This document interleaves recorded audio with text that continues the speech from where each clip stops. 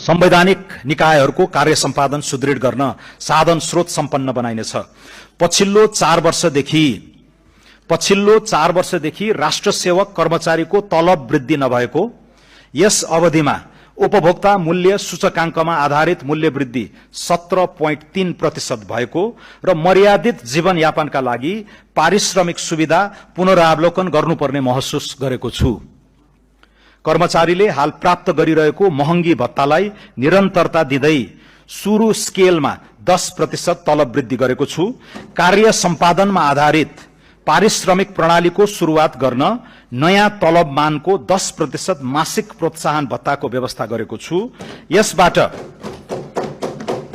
यसबाट हाल खाइपाई आएको पारिश्रमिकमा करिब 21% खुद वृद्धि भई ग्रेड सहित न्यूनतम पारिश्रमिक करिब रु 40,000 देखि रु 1 लाख माथि कायम हुनेछ।